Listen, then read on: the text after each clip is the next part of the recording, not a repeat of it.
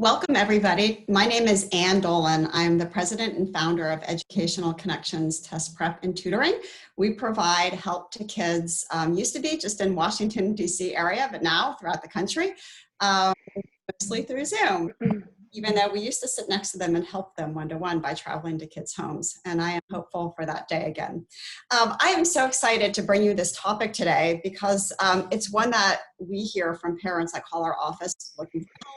It's one I've experienced as a parent myself, and I know you're here to learn some solutions to screen time. So today our topic is screen time, changing our mindset from limiting to leveraging. And I have an amazing panel with me today. I have three panelists that have an expertise in this area. First, let me start out with Maria. Maria is a psychologist, and she is the president of Georgetown Psychology. They have 3 offices. Hello. Area. Thanks, Maria. Thank you. I have Allison Sibley. Allison is the founder Hi. of the Sibley Group, and they're in Washington, D.C. And Allison is a clinical social worker, and her practice works with students at all different levels. And then I have Steve Harner. Steve is the founder and president of Child and Family Associates of Greater Washington. They have a practice in Falls Church, and they're soon to open another one, I believe. And Steve, welcome. He's also he's here to lend his expertise on this topic. So I'm so glad everybody is here. I wanted to let you know that we're going to talk as a panel, probably for about 20 minutes or so, and then we're going to open it up for discussion. This will be recorded. So if you don't mind, if you want your question to be, you don't want me to mention something specific in your question, just let me know in the Q&A. But we'll discuss together. I'll pose questions to our panelists, and then at the end, we'll open it up to Q&A. And as Steve mentioned at the beginning, we'd love to hear your best practices too. If you found a solution to screen time that's worked well in your house, please chat away and let us know about it. So I want to first start out by asking Steve and Allison what the research says about screen time. It's really often hard to know how much time is okay for our kids to be spending online. Allison, can I start with you? Sure. So, the American Academy of Pediatrics changed this not too long ago for young children. No screen, used to be no screens before 2. And now they're saying 18 months, 2 years and above. There can be 1 hour of screen time of high quality screen time with co-viewing and picking high quality programs and such. For kids 5 and above, they don't say too much about time limits that I could find. I'm sure there's some folks saying, like the American Academy of Psychologists Association, more gives guidelines for parents to look at. So pay attention to passive versus active screen time. Don't let screens replace other healthy activities, and try to model healthy screen time use and do parental controls and sort of educate on digital behaviors and manners, co-viewing, all that. But in terms of limits, there isn't. So that poses a challenge for us in the midst of COVID. How much is too much? And how do we manage the too much in this COVID time, which all of us are having? Kids are socializing on screen. So we're all allowing more screen time than we would have before. So that's the latest on what the big wigs say about it. And Steve, can you tell us a little bit about what you know about the research and how you help parents in your practice deal with limits on screen time? So what I joke with many parents about as we talk about this topic, particularly what the research shows us, is that if there were seat belts, I would say click in, because there's a bumpy ride in terms of what the literature actually does say. And the good news is that more eyes are being put on screen usage. I think my own interpretation or digestion of literature is a no-duh, which is we know that screen time does affect brain development. We know that screen time does affect mood. Screen time can affect sleep, which is, I think, very, very important for our kids, as you know about. I think some interesting numbers to throw out, and some of this work actually comes from a meta-analysis that Dr. Jean Twenge did. I don't know if some of the viewers are aware of this book. It was called The iGen Generation. It came out in 2017. And we're seeing that some of those findings are being replicated in other global studies. So for instance, you know, I'm just going to look here for a second. 8th graders who are heavy users of social media increase their risk of depression or other mood issues by 27%. While those who play sports, you know, go to other types of activities or even do homework, they're more than the average teen. They cut their risk significantly by that. Teens who spend 3 hours a day or more on electronic devices are about 35% more likely to have a risk factor for suicide, right? These are things where we see this time and time again. And the other piece of it is that it's interesting what Dr. Twenge's research showed us about even how girls are affected, that 48% more girls said that they often felt left out in 2015 than in 2010, compared to only 27% more in boys. And one of the things that she hypothesized is that girls maybe tend to use social media more often, giving them additional opportunities to kind of feel excluded from their peers. And lastly, what I'd say about the research, the sleep experts are saying that kids should be getting about 9 hours of sleep a night. A teen who's getting less than 7 hours a night is significantly sleep deprived. What's interesting is 57% more teens were sleep deprived in 2015 than in 1991. In just 4 years from 2012 to 2015, 22% more teens failed to get 7 hours of sleep. And a lot of that's been associated with the phones by the bed. And I'm wondering if maybe Maria even has some stats to share as well. Well, as you were talking, I was thinking about girls and how young, I mean, you even see this sense of being left out by really young kids now. They see just kids having play dates together and posting, they're in the car together. And so I'm seeing that at such younger ages now. I used to think about it more with teen girls. But, you know, in terms of the research on this, I've done some looking, and 2 hour, again, I think we're just in this very different world right now. So we can't even in some ways draw upon a lot of the research that's out there. But when you know, a lot of the sort of psychiatric anxiety, depression, some of the physical issues, the insomnia, the sleep issues, really tend to come after 2 hours. So kind of 2 hour being that limit. And, you know, if you think about where we are right now, I mean, whose kids are on it less than 2 hours a day, when this is really their main way of socializing. So I also did see one article that I liked that really commented on, which I think is what we're talking about today, the need more for intrinsic motivation, kids finding it within themselves versus us putting all these rules and demands on them. You know, that kids have to really develop the desire rather than parents imposing it on them. Yeah, that's a great point, Maria. And I want to tackle that in a minute, because I want to talk about self-regulation. It seems like a big issue. You're right. As parents, if we're always saying, get off your iPad, or why are you always on your phone? Kids don't always do it for themselves. So before we go to that, I'm just wondering, when I hear the 2 hours and the 3 hours, I'm thinking, yeah, maybe 5 years ago, but now honestly, it doesn't seem like that much time.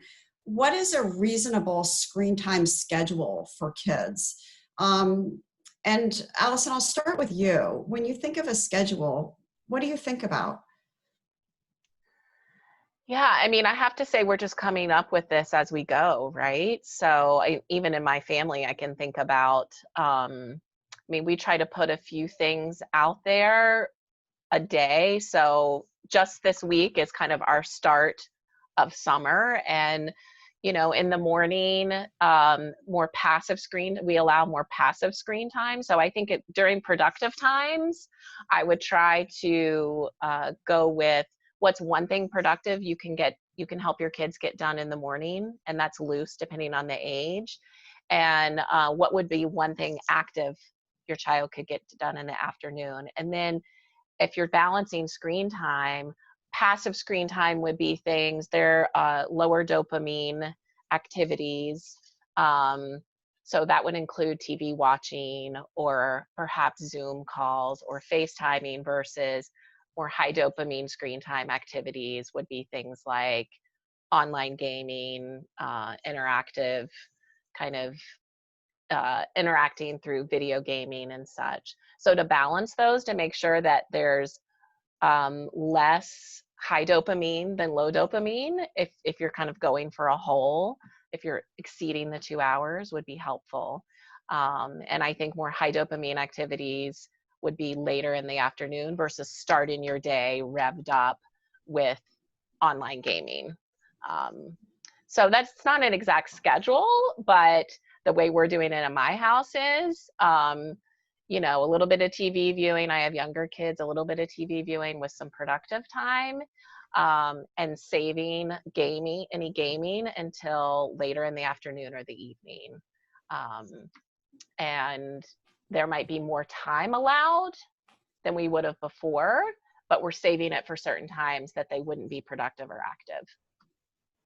Allison, I thought I would share a slide that made me think of this one slide I use in many of my presentations, and I found it to be really helpful in understanding why morning is, you know, such an important time. And I'm not sure if you can see this, but this slide, you know, when will the work get done? There's stages of time through the day that everybody experiences. So when we wake up in the morning, we kind of have medium energy, and then our mood and our energy and our vigilance, which is our ability to swat away distractions.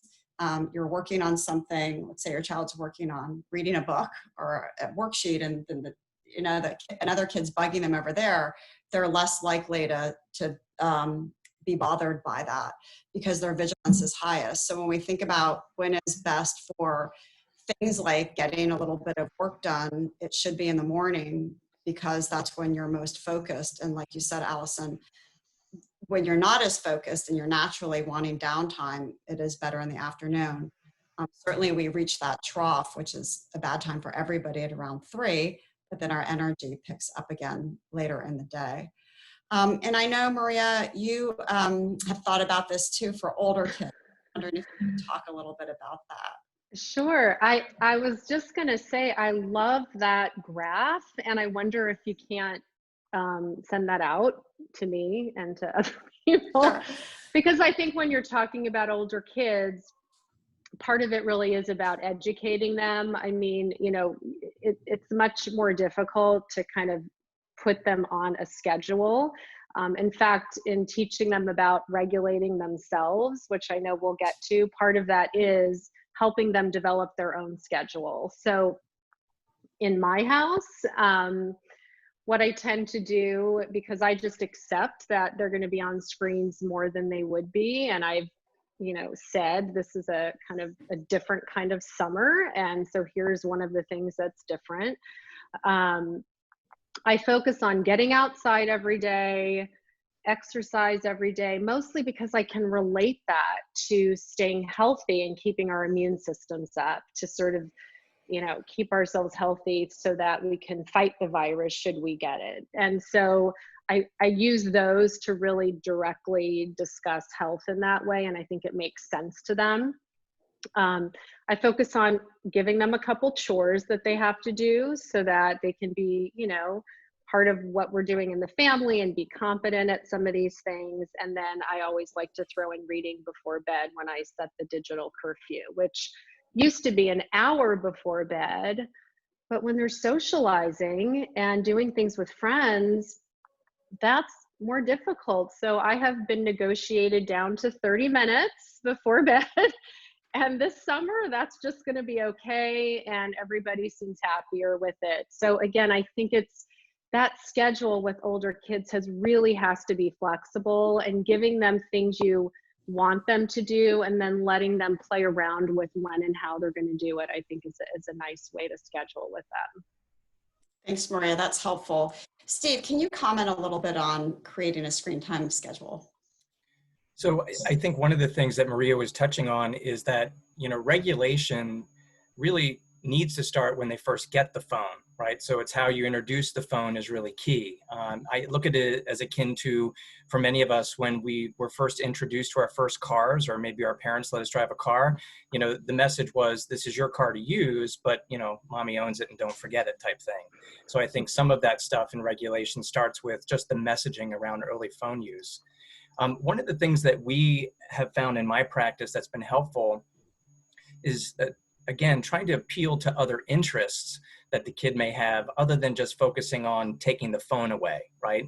So as mentioned earlier, if you can focus on activities outside, or as Allison mentioned a moment ago about low dopamine activities, and again, remember what that means. It just means that because it's online, it doesn't mean that it's actually bad. And it doesn't automatically mean that you shouldn't be limiting all screen time. It's just the type of screen time. So for instance, many teens that we work with in my practice, I found this fascinating. They have gotten into computer coding. And there's a whole program out there called Python, apparently. And these kids are just self-initiated, and they're on this Python program, you know, self-directed for like 3, 4, 5 hours a day. So for whatever it's worth, you know, try to think outside of the box, while also with the older kids, give them control where you can, as we said earlier in our call before we started taping it. A lot of times it's easier said than done. And I have some comments about this as it relates to some of the other things that we'll talk about later. Steve, when we were talking the other day in preparation for this webinar, you said something really interesting. You said, I think of kids in 3 groups, like the kids 10 and under, 10 to 13, and then 13 and above, and you really have to treat them differently when it comes to screen time. Can you talk a little bit about that?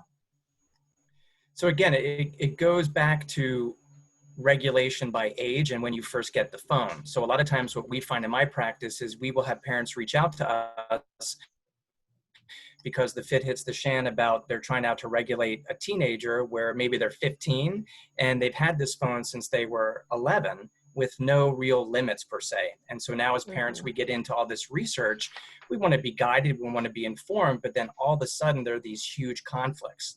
And that's again why I would say to people, even on this webinar, to be mindful that there's some reconnaissance that we all probably need to do when we want to take up this topic, because it can get kind of explosive in some families and it can even get violent. So you want to be mindful. When I mentioned this about some of the unfettered access for the teens, that one group later, again, I call it sometimes with parents, how do you manipulate the manipulator? And a lot of times that means you're asking more open-ended questions, but in that Socratic method way. So your open questions, if you will, but you know where you want to go down the road. So a couple of things that I've said to some parents around this is really to educate themselves first about the technology. Again, ask those open-ended questions. And then when you're ready to talk to the teenager, particularly somebody that hasn't had unfettered access, there's been a couple questions that I have found really fascinating with what the parents tell me in response to what they found. The one question is to the kid, you ask the child yourself or the teenager, what limits do you put on yourself around your own phone use? And then the second question is something like, you know, knowing me as your dad or your parent, what do you think I would think the limit should be? And then you take a mental note, maybe even actual physical notes. They may come up with something you didn't even think about. And after you get some of this exchange going on, step back and think about the answers to the 2 questions and the dialogue that took place. And I call that, it'll be diagnostic. If it's a smooth conversation and whatnot, you have a better sense that maybe you can begin to pilot other types of ways of limiting the screen time, versus if it immediately is negative or it's got this like just hostility behind it, you might want to be open to the option of maybe reaching out to somebody for some coaching about how to facilitate this type of more heavy, deep, and real conversation. It's easier with the younger kids sometimes, gets harder with the older kids, to the point that you were mentioning, Anne. Yeah, so below 10. I would add as a referral for families, you know, Dr. Adam Pletter has the whole iParent. I'm not exactly sure the website, but he has really devoted a number of years to the topic of like helping parents learn about their kids' digital world. And has, you know, digital contracts and, you know, there's a lot of information on his website that I think can really help educate parents, so then they have the knowledge they need to go in and set some limits with them. So parents might want to check that out. Awesome. Thank you, Maria. That's really helpful. So you said it's iParent. A couple of parents are It's asking. iParent. It's Dr. Adam Pletter, Pletter. He's also just a super great guy and clinician. But I think it's iParent101.com. But if you go to his website, I'm sure you can link to that. Someone just put it in the chat, actually. Oh, they did? Oh, good. Yeah, he's Yeah. speaking a lot about this, obviously, especially right now. Awesome. Thanks, Maria. So my last question to you before we break into our Q&A, and by the way, if you have a question, now would be a great time to type it into the Q&A section, is about self-regulation. We kind of touched on it before. Allison, I'm wondering if you could guide us in the right direction when it comes to helping our kids be aware of how much time they're spending online and also the mood that goes along with that. Sure. So I've been working with a group of rising sixth graders, so we've been talking about this a lot because they're of course into gaming. And one of the things I've been talking to them about is high dopamine activities versus low dopamine activities. And this is listed out in the handout with a few tips to keep in mind that you'll receive. And I think it's Dr. Clifford Sussman is a local psychiatrist who really recommends, you know, 1 hour on, 1 hour off. I realize this is hard to do during this current time, but it's a goal. It's a flexible goal to go for. And high dopamine activities are those that are instantly and constantly stimulating, which include video games, social media, that web surfing that takes you 5 seconds here, 5 seconds here, 7 seconds here, right? And so low dopamine activities are might be more passive game times, and also off-screen activities like exercise, board games, but it could be Zooming or Photoshop or those things. So the important thing is to kind of balance those. If you can't be completely screen-free, you might be able to balance high dopamine versus low dopamine. And so just to talk to the kids about what screens do to their brain, specifically their dopamine. Their dopamine is a thing that's pleasure, like, oh, this feels good, I want more, I want more. And when we keep reinforcing the I want more, other activities don't feel as good. We feel bored more often. When we're on high dopamine activities too long, we feel grumpy. Our brain is in a fog. And for kids to start recognizing, when you're on video games for an hour, how does your brain and body feel? When you're on for 3 hours, how do your brain and body feel? And so to start posing those questions, to get curious with them about what types of gaming and what types of activities help, and suggest that they work on, I call it their gaming clock. Like, I want you to practice playing games for an hour, set a timer for 15 minutes, surprise your parents by getting off for 15 minutes, and go brag to them about it, and then see what your body feels like when you put sunlight on your face. And if you go back gaming after that and you're allowed to, fine, but take a little bit of a break to notice, are you angry? Are you hungry? Are you excessively bored with things that normally would be fun? And start to develop your own rhythm around that, which is a learning process. They're not going to get that right away, but to put it a little bit in their court and bits and spurts, I think is where we want to start. I love that. Thank you so much, Allison. Steve or Maria, did you want to comment on that? So when we talk about self-regulation, I think this actually came up at dinner the other night with my own boys looking at me when they're like, you want to get off the phone, Dad? And I'm like, I didn't even realize what I was modeling, right? We all do this. And so I think part of this self-regulation is what can we change for ourselves that may be noticeable for our kids, right? So setting more limits on, you know, I'm not going to be having the phone at certain times of the day in front of my children, that type of thing. So I thought that was pretty wise, coming directly from one of my boys, for whatever it's worth, you know. Thanks, Steve. Yeah, a couple ideas I have are, I think, again, I tend to focus on older kids, teens, college age, and you know, again, I think educating them, that's why I loved that, that screenshot that you gave us, Anne, because I think when you can educate kids and help them understand the whys behind it, it becomes less about us putting it on them and more about them learning. So I think there's ways, especially with older kids, to be able to share. I mean, in my house, I'm the queen of like, oh, look at this article. And I annoy my kids all the time when I do that. But if it was specifically around screen time and helping them become more independent, which I would let them know that's the goal of this, I would actually send them something like on blue light or and what that does to sleep, or if you sleep too late in the day because you're on screens too late at night, not having enough sunlight, what that does to your vitamin D and your immune system. And I might even like, you know, I love when I have meetings with teens to actually have parents send them, I know I say this in all the webinars, send them like a calendar invite so they know when they're going to be having this meeting, and you can send them articles and then sit down and talk about it. You know, I think calm, consistent conversations about screen time is really important. And the last thing I would say, Steve, I totally agree with you. How we model and what we model is really important. So if we want them off before bed and we're sneaking our, you know, iPad into our bedrooms to watch a movie, and you know, it's like sending the wrong message. But I also think being able to model for them, you know, when we are taking breaks, like, oh my gosh, I've been on Zoom meetings all day. I really need to go and sit in the sunshine and just sit for a little while. And also, you know, reinforce it when you see them doing it, you know, when you see them come downstairs and take a break, notice it, ask them how they're feeling. And I think those are ways we can positively respond to them trying to do this on their own more. Great. Thank you so much, Maria. That was really helpful. So I'd love to start taking questions from our audience. And one is specific to ADHD kids. Mom says transitions are just inherently more challenging for kids with ADHD, which I would completely agree with.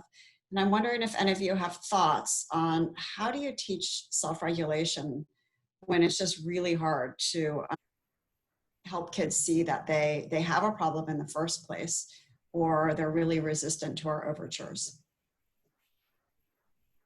Again, if I may, I think that part of this goes to those pockets that we talked about earlier, depending on the age of the child or the teenager with ADHD and how long people have been aware that there's this issue at play in terms of executive functioning. You know, at the end of the day, taking an inquisitive approach to get to know what this child with ADHD is interested in online first, right? Rather than just assuming what they're doing is kind of like, right, we got to reel it in. One of the best ways to get a kid disinterested in something is you show interest in it as a parent. At least that's what I've found, right? So some of the stuff is if you're seeing a kid that's sort of getting involved, you know, just go ask them, how do you play this Fortnite? Or what are you doing on this? And not doing it in a judgmental way. But do a baseline observation of what actually is the usage rather than letting our fear and anxiety make us jump to conclusions that all of a sudden we've got a problem, particularly in this age of COVID. So once you've done your baseline study and you get the real data about what you're looking at, again, use those non-judgmental, open-ended questions. And I'm amazed how many times when parents will say to a kid, how much screen time do you think is good for you? Many of these kids with ADHD, depending on the supports they've been getting, they already know that discipline, self-discipline, and also maybe a routine and a structure does work for them. And I'm very much surprised how many times ADHD kids, as an example, they'll say, well, I just noticed like when I'm doing this for like 3-4 hours, I get kind of cranky. Well, what do you want to do about that? Mm-hmm. Right? And again, the older the kid, try to appeal to the better interests and the strengths rather than just jumping down the kid's throat about you're on the screen too much. So whatever it's worth, that's gotten some traction with other families. And the other thing I would say too is make it a family thing. I mean, most skills that kids need to learn who have ADHD, or, you know, even if it's anxiety or depression, I mean, they're all skills that will benefit us too. So it's things that you can just implement as a family. Okay, we're in summer mode now, but we still need to use time blocking. We still have to plan our day out to some extent. We still need to, you know, watch our screen time. We still might need a visual schedule to help know what's going on for the day, even if it's on a sticky note. So most of the things that kids with ADHD need to support transitions are good for us too. So we can do it as a family and just start doing it, saying this is what we do in our family to transition into summer. Thanks, Allison. I would just add too that I think if you look at the bigger piece of self-regulation and how you can help kids beyond just screen time, you know, there's more and more coming out about meditation and how it helps kids with ADHD. I am a really big believer in TM, transcendental meditation, and you know, there's lots of different meditation practices, and kids with ADHD and anxiety can benefit tremendously, and self-regulation and emotion regulation are some of the things that are helped. So again, a lot of these things are important for parents to be doing alongside of them, but you know, you also might think of the bigger picture of self-regulation and how to, and summer is a great time. We have the time to use some of this in a very positive way. And can I add one thing? Based on what you're saying, Maria, this is also helpful, particularly for kids with ADHD, a schedule, a written out routine. Particularly, there was a question I think that popped up about, you know, how do we transition from COVID school to COVID summer? When you ask these open-ended questions, get a sense of what they want the schedule to be, but then as parents, don't hesitate to write out what the schedule of the day will look like when you have the information and you're comfortable with what it should look like yourselves. Even if the kid says to you, I don't want it written out, I don't want to do, you know, at the end of the day, the very things that help kids with ADHD around structure, routine, and knowing what's coming next, the irony that also helps with anxiety. And in this day and age with all of this anxiety, sometimes it's really hard to know, is my kid reacting because an executive function thing, or are they just really anxious? Maybe kind of both. And you know, the bullet that hits both targets is structure, routine, written down. Doesn't have to be very like pinpoint, like from this time to this time, but a range of time. I guess that goes to a visual reminder is always better than a verbal one. Otherwise it's in one ear and not the other. Thanks, Steve. All right, we have a lot of questions about, a lot of interest in this idea of low dopamine versus high dopamine and getting kids to more engage in these low dopamine things in the morning. Not like Call of Duty or, you know, Fortnite. But one mom said, what is YouTube and what is like TikTok? I would think those would be high dopamine activities. I'm wondering if you can talk about that. And you know, I was just with my 5 nieces and nephews this past week, and they're obsessed with TikTok. Oh, yeah. Not sure if anybody else is seeing that in their kids, Yeah. but if you could talk a little bit about that app specifically, and then how to categorize things and have that discussion around high and low dopamine. Yeah, so I'm mostly going on other people's research with this. So I don't know exactly what TikTok and YouTube are, but I think things, if I were to take what Dr. Sussman wrote and think on it some, I think social media and web surfing, the ones where kids are interacting, they're constantly having to interact and like and post, and you know, it's that thing that promotes that 5 to 7 second response time. And I think TikTok has a little bit of that, where they're viewing and reacting is a little bit different than passive watching. So I think there's a different part, and I don't know the exact brain science behind that. I'm sure there's something on it. So those are the things that I think you would want to shift away from during those more productive, positive times and save them for later. It's easier said than done. I mean, my kids are on TikTok, and I, you know, sometimes that's hard to control, and usually it's harmless. But the point is, if we can do our best on it, you know, okay, so we try not to start our days 100% on our phone. We put our phone away while we eat breakfast, and we don't start checking and really being super engaged in our phone. Like, you can check it when you wake up, but then you put your phone away while you eat and you settle into the day a little bit, and then you get to pick it back up, is one idea. May I add something to this? So one of the things that I've said to our boys is that whatever you have on your phone, I'm going to have on my phone. So I have TikTok on my phone, right? I do too. And what I will tell you is when we talk about the low dopamine and the high dopamine, a high dopamine is first person shooter. You're actively sort of trying to get that shot, right? The other piece of it is like on Snapchat, just for personal reference, I kind of don't allow my kids on Snapchat right now, only because that there's a high dopamine trigger in how many follows that you have on Snapchat. And a lot of times what happens with the following that you do, like following people's stories, it is almost like these kids become obsessed that they can't break their follow, right? The chain, yep. The chain. And one of the things that I say, even on TikTok, what's interesting with TikTok, like with Facebook for us old people, right, or whatever, is that there's those like buttons. Those like buttons, those new care buttons with the little thing hugging itself, that actually stimulates dopamine when we get it, because we are triggered. Think about ourselves. We're triggered to look for who saw this. What do they think about that, right? So I know when I post a neat picture and somebody puts a heart on it, I get a little flitter. It's like, oh, that's pretty cool, right? That little flitter is dopamine. Versus a low dopamine is something educational, is something where they're engaged cognitively. So that could be a tutorial on YouTube, as an example, right? Many kids are actually using YouTube very well. So, you know, again, for whatever it's worth, one great limit is you don't get to have it on your phone unless I have it on mine. And by the way, I'm following you, and you can't unfriend me, you can't block me, and then you just get an education first.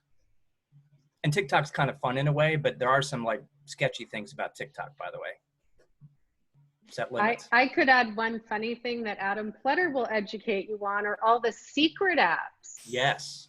That look like a simple clock or look like A calculator.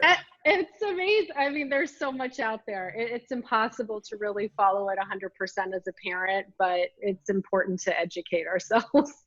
And that's what I would really highlight, Maria, for anybody on this webinar, that if you're not tech savvy, don't hesitate to go get more information first before you want to go down this road and having an HDR, what I call a heavy, deep, and real with your kid, because you know, they may know far more than we do. And so if you got an iPhone, you talk to the Genius Bar. I had a scheduled great meeting with somebody. I spent 2 hours with them in Clarendon. They were so helpful to me. I don't know what Android and other users use, but you know, you have to be prepared. Make sure that you just don't get the wool pulled over your eyes. Thanks, Steve. That's really helpful. A couple people asked, what do you do if your child is all in? Like it seems like no matter what you do, you cannot pull them away from their devices. Do you recommend a detox? Is, you know, a therapist a better idea? How do you get them away from it? Is there a cold approach or not? I've read a little bit on this, and I think some people, I think you need to be careful with the detox if you're going from no limits on screens to a ton of limits. I think you could promote a lot of explosive behavior, which I think Steve would comment on more. And I did a little bit of reading about this, and I didn't actually put it in our handout, but I can, on how to do a family detox. I think if you really have a serious problem, you would want to consult a professional to do that detox to make sure that you know what you're headed into. And some kids do develop pretty serious problems from too much gaming because of the HDA response. However, one idea I liked in the book was she called it, rather a blackout, she called it a gray out. So you might pick certain times or certain devices or certain apps, or you know, that you're choosing to, as a family, be away from. And she really recommended a family approach. So extend it. Maybe it's just not dinner. Maybe it's Sunday afternoons, or maybe it's one day a week. We'll really try to be off most screens except this, perhaps, just to build up a tolerance for not being on screens. And you could consider a blackout. You just should enter carefully how you're going to do that. And if possible, have everyone be a part of that so that it's not just one kid being singled out. Makes sense. I like that approach, Allison. Thank you so much for Steve and Maria, anything else as we wrap up? Any final thoughts? Oops. You're on mute, Maria. Darn it. Okay, here we are. I guess what I would say related to the pandemic is, you know, number one, I think, you know, kids are just going to have more screens and that's okay. But I do think as parents, and this is hard. I mean, I'm going through this myself. I feel like a camp counselor sometimes and trying to come up with the next creative idea to just, you know, if I can find ways to fill time and get kids out of their rooms, then that's less time on screen. So I think we have to be so asking other parents, what are you doing? Someone just sent me this amazing like monthly slime kits that come to your door.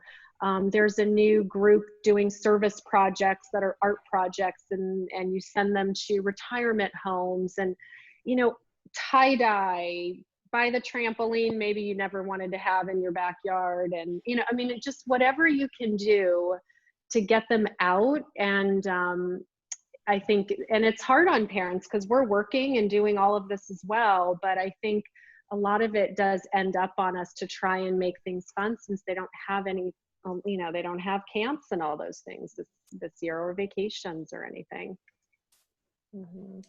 Yeah, good point, Maria. Thank you for that. Well, thank you so much, everybody, for being on. And I know I didn't get all your questions, but please feel free to email me. My email is ann@ectutoring.com if I didn't get to your question, and I will forward it on to the person who I think will most likely be able to help you. Our next webinar is actually this Monday, and it is about filling your time with activities and summer learning, and some really great resources for parents on how to negate the COVID slide. You know, the 3 months that kids were disengaged from school, and now the 3 months of summer.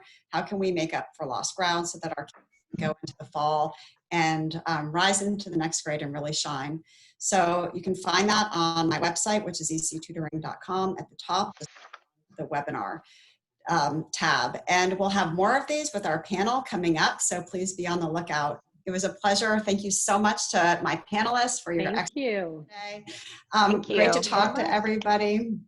And I hope you all have a wonderful summer without too many screens.